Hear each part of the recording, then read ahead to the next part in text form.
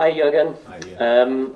Just first of all, an update on the injury news. Jordan Henderson, we saw come back at half time at Brighton. Is he okay? And Thiago as well. Is there an update on his situation? Hendo is okay, and Thiago, we have to maybe clarify it a little bit. It's so on that day in whenever it was when Thiago got injured in that bad challenge in the Everton game. There was another bad injury, and after the scans, it was like, okay, one was really bad news, and the other one was really good news because nothing was broke, nothing was ruptured, stuff like this. But how we realize now, it was still a massive impact on the knee. So the problem is that in a situation like that, you try to be nothing is ruptured, nothing is broken. So that means everybody thinks, okay, you can go after a few days, but it's the impact on the knee, on the leg was that big that it's still not okay. It's not massive, and he trains from time to time, not in a moment, because we just have to realize that we have to go a few further steps. That's it. I can't say exactly when he will be fine, but well, it will take a few weeks still. So with Thiago, and that's how it is. So Hendo's fine. Nobody else is coming back, but Millie is out as well. And given that problem with James Milner, it's so important to have somebody like Jordan Henderson coming back, because we saw the impact that he made in the second half at Brighton, how important he is to you on both on and off the pitch, actually, but certainly on the pitch. Yeah, I didn't need that proof actually, but yes, it's true. Very good news that Hendo is back. Right, we have got Carve, so we can go to Carve from Sky Sports News, and then we'll go to Carl Markham and Neil Jones after that. Jurgen, we saw a very worrying incident last night in the Arsenal-Wolves game, and I just wanted to ask you if you thought it was now time for football to follow other sports to have concussion substitutes.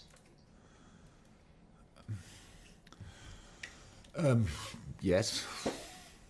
I honestly, in that moment, I didn't think about a rule change or whatever. I just was sitting there for 10 minutes and waiting that both get up without any issues, but that didn't happen.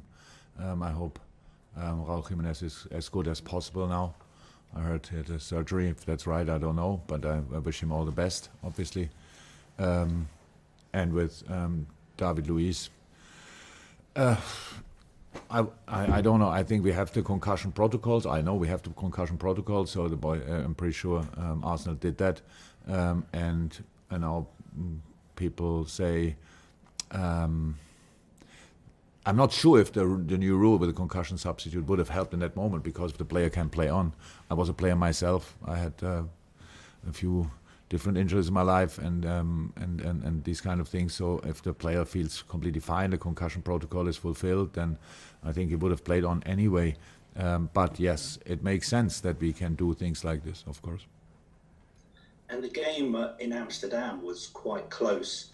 Are you expecting a similar kind of game at Anfield? Yeah, why should I not expect a close game? So Ajax Amsterdam is a really good side, and since our game flying pretty much through the league, big results, clear top of the table, very talented, some players coming back, these kind of things. Yes, I expect a close game. Fantastic, thank you, Carve. And by the way, for when the player comes, you'll need to do the hands up all over again for those of you who I'm putting in, putting out. Carl Markham, followed by Neil Jones. Carl. Hi, Jurgen. Hi, Carl. Right, I'm just wondering, I know you don't like to look too far forward, but in terms of getting result from this game, how significant will it be in making your life a little bit easier for December? I actually don't see it in that perspective, because that would mean I count somehow with the points already. So we deal with the situation like how the situation is, and yes, 3 points would be great. absolutely great. But that is obviously on the table. It's so clear that it would help us massively. That I didn't think I would have to mention it today. But yes, of course, important game against a good, really good team, and that's the way we want to approach it. Thank you. Thank you. Welcome. Neil Jones from goal. And then, Hi, we, go, Jürgen, you then okay? we go to Per from TV2 Norway, but Neil first. Hi there, yeah. Hi. I know they're important, obviously, at all times, but how important at the moment are the backroom staff in terms of the masseurs and the fitness staff in terms of getting your players ready for these games that are coming, obviously, in such a short space of time? You said yourself, they're always incredibly important in moments like this, in these intense periods. Of course, the players spend sometimes more time in that department than with me on the pitch, for sure, because we don't train a lot, we can't, and so yeah, very, very important, and they know it, and it's a busy time for all of us and for them for sure as well. Okay. Thank you, Neil. We'll go to Per from TV2 Norway. Yes, hi again. Hi. Knowing obviously it's a really tight schedule now, and it's many games this season. Does all these games force you to have to prioritize between different competitions? Meaning you also maybe will have lesser chance in some competitions because you have to prioritize another one. I don't have enough players for prioritizing, so I don't know exactly what you mean. That we would prioritize now on. Meaning you have to, for example, choose to rest players in the Champions League or in the Premier League for having a chance in the next game in the Champions League or the Premier League, if you understand what I mean. Yeah, but I don't have enough players for doing that. I have to react on the. It's not about the competition; it's about the game we play. So it means we played 2 days ago, and the fittest players for that game were on the pitch, and that will be the case again for this game because we don't have. How I said, there are not enough players to make these kind of decisions, and I never made it, for sure not between, no, I never made this kind of decisions, Premier League and Champions League or whatever, because they are, all competitions are for us very, very, very important. So, nope. Okay, Nate Williams, Ian Doyle, and then one of our, we've got Bennett from, I presume from Holland, but Nate first. Hi Jurgen, very big week for fans this week. Some are returning, some are not. Yours won't be in the stadium tomorrow because it's before the deadline, but I just wondered what you've missed about the fans, if there's any particular chant or thing you've missed about having the fans at Anfield. I don't think I ever played a game. I played as a player. I had never more than 2,000 supporters probably. But since I work as a coach, there were always more people in the stadium. I don't know exactly who will be in and who will be the 2,000. But yes, I'm happy for the 2,000 lucky ones who get the chance to see live football again after all that time. But I have no experience with 2,000 people at Anfield, to be honest. So we will see. How we adapted to no supporters in the stadium. We will try to use 2,000 in the stadium and try not to suffer with 2,000 or 4,000 supporters in an away stadium. So that's how it is. But it's really not about us or the advantage we have with that or the disadvantage somebody else. It's a nice sign that these things are possible, and I hope that it is just the first step. That is my biggest hope. Ian Doyle, and then after Ian we go to Bennett. Ian. Hi, Jürgen. I just want to ask about the youngsters, Rhys Williams and Nico Williams. How well you think that they've done coming into what is a difficult situation, not least because they're coming to a team that's much changed, and when they play at Anfield, they don't have the backing of the fans that perhaps they would have done last season. You think of the Arsenal League Cup game. Look, I mean, if somebody is a Liverpool youth or academy player in general, he has already, for sure, a lot of talent, for sure. Otherwise, you can't make the cut. When you then go through all these difficult moments in your youth academy career, we go through, then you are already used to some difficult situation and some pressure. But then when you come up, when you make the final step, and you have to play in a competitive game for the first team, that's a different animal. And I think the boys adapted really well. They did a lot of really good stuff, helped us enormously, are very important, not only in the moment, but especially in the moment. And the only problem they have from time to time is that people compare them with the guy who played the position before them. And they are, in our case, all world-class players. And that makes it maybe kind of difficult for people to see clear how talented these boys are. And but from my point of view, they did really well. Fantastic. Bennett, are you okay to ask your question in English? That would be helpful if possible. Yeah, sure, Okay, no problem. Yes. Hi Jurgen, cheers from the Netherlands. The injuries your team has to deal with, do you think that's a consequence from the busy football calendar? From what? Like the injuries your team has to deal with, is that a consequence of the busy football calendar? Busy football calendar.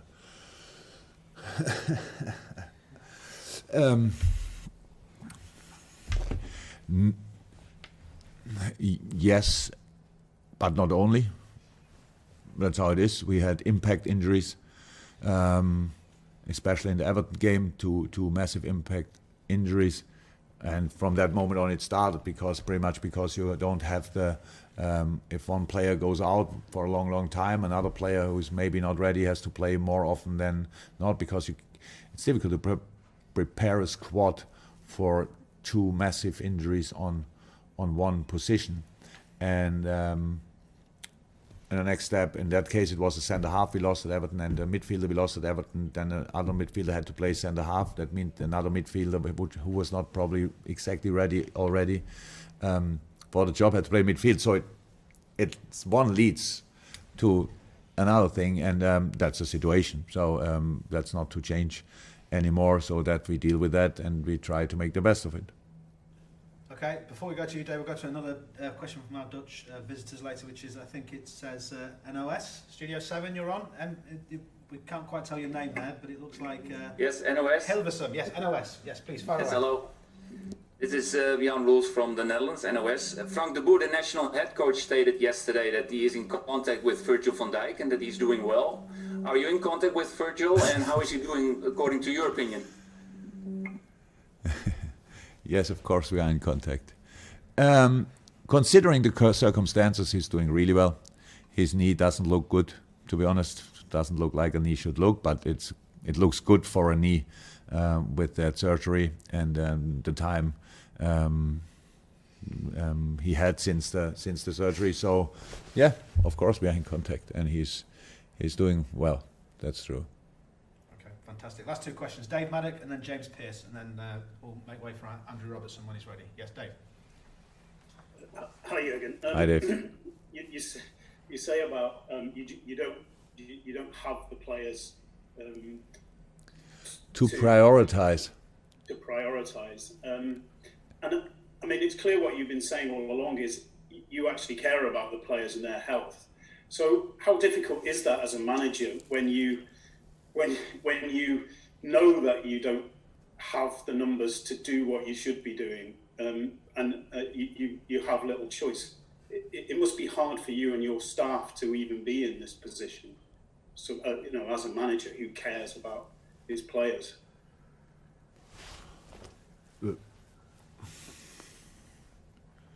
It's the situation. It's a situation, but it's so difficult to answer these kind of questions without starting the other discussion again. So it is not a perfect situation. That was always clear, and it will be more difficult for all of us. But obviously, not enough people, at least, want to offer any kind of help to not only for us, for the football people, and so that looks like then nothing will change. We just have to deal with it, and there's always a moment when you try to change things, and there's a moment when while you changing or try to change things, you are still dealing with the things which how they are, and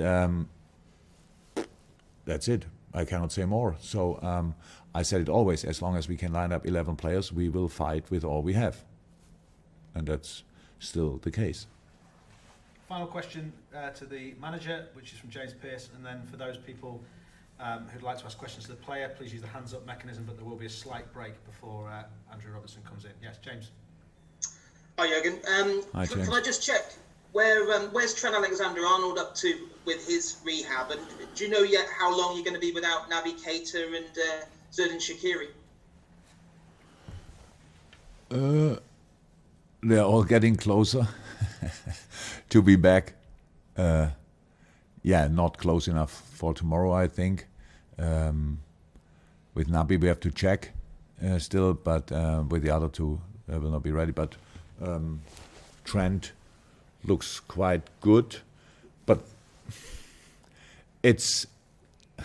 you have to make. So he's not. Nobody gave me green light for tonight, so he will not be in. He didn't train with the team, stuff like this. I saw him today on the pitch doing his rehab stuff outside, so that looks already good. But it's not my decision to. I cannot decide when this rehab stuff will be finished. I take the players over in the moment when I get the green light. That didn't happen yet. But from my rather experienced eye, what I saw today, it will not be that long anymore with Trent.